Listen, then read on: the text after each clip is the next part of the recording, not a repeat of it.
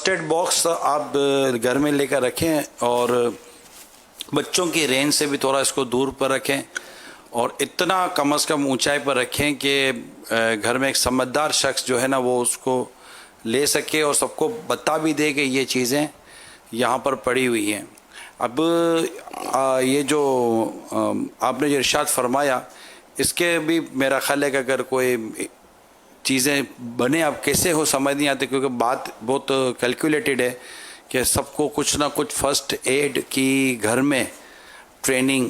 ہونی چاہیے تاکہ وہ ہلکی پھلکی پٹی وغیرہ کر کے ابتدائی طبی کام سر انجام دے سکے۔ ہے تھوڑا سا آزمائش کیونکہ آتا نہیں ہے، اور بعض ایسے لوگ ہیں جن کا شاید آپ کو بھی پتہ نہیں، آپ کے بھی علم ہونا چاہیے یا ہوگا کہ خون دے کر ان کو چکر آ جاتے ہیں۔ جی بھائی یہ تو اب دیکھو نا، اشاذ کے لمحوں لاکھوں میں کوئی ہوگا، ویسے اس وقت گھبرانا نہیں چاہیے، اپنے یعنی کہ ہوش قائم رکھنے چاہیے۔ میرے کو اپنا واقعہ یاد آ رہا تھا، میں اس وقت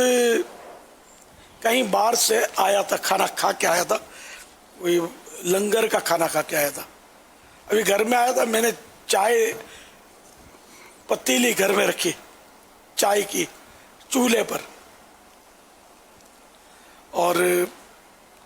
اچانک وہ گھر پہ دستک پڑی تو وہ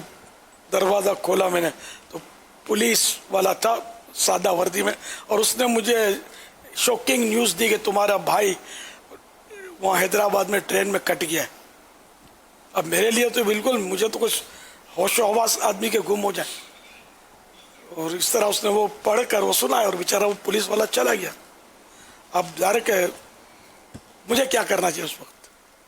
ایک دم میری اللہ نے مجھے قابو دیا اپنی سوچ پر، اور میں نے فوراً وہ چولہا بند کر دیا۔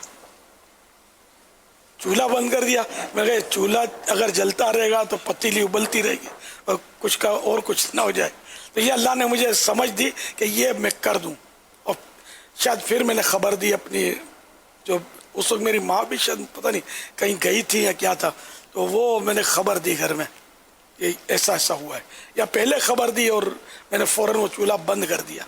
اور بھی کچھ اکا دکا کچھ کرنا چاہیے، ایسا بند کرنا، رکھنا، ڈھکنا، شاید یہ بھی میں نے کیا ہوگا کہ اب لوگ آئیں گے اور پتہ نہیں کیا کیا ہوگا۔ حالانکہ میرے لیے یہ پہلا موقع تھا کہ گھر میں میت ہوتی ہے، ایک بار ہو جاتی ہے تو تھوڑا تجربہ ہو جاتا، میرا پہلا ہی یہ اتفاق تھا کہ میرے گھر میں میرے ہوش و حواس میں اس طرح ہوا تھا۔ یہ کبھی بھی بچہ گر جائے ہو جائے تو ہو واویلا مچائیں گے تو وہ بچہ کچھ اور نقصان اس کا ہو جائے، تو اس کو سنبھالنے والی کرنی ہے، حکمت عملی کے ساتھ۔ زخم ہے تو اس پر کوئی کپڑا رکھ دیا جائے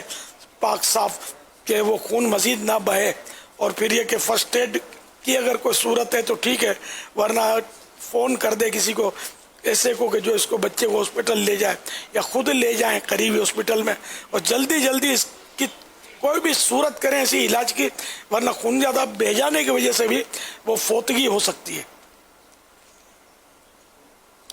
صلو علی الحبیب صلی اللہ تعالی۔ آپ نے جیسے یہ ارشاد فرمایا ہوا، ایک دفعہ جہاں پچھلی دفعہ جب ہم رہتے تھے تو وہاں پر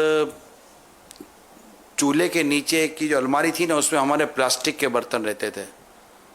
اور نیچے سے کسی وجہ سے چولہے کی لیکیج کی یا کسی پائپ کی لیکیج کی وجہ سے آگ نیچے آ گئی۔ جیسے آگ نیچے آئی نا تو جب میں گھر میں تھا، جیسے آگ نیچے تو آگ نے پلاسٹک کے برتنوں کو پکڑنا شروع کر دیا۔ اچھا وہ دروازہ تھا، جیسے دروازہ کھولا نا تو آگ کا جیسے کہ وہ پتہ نہیں آیا زور تھا بھپکا۔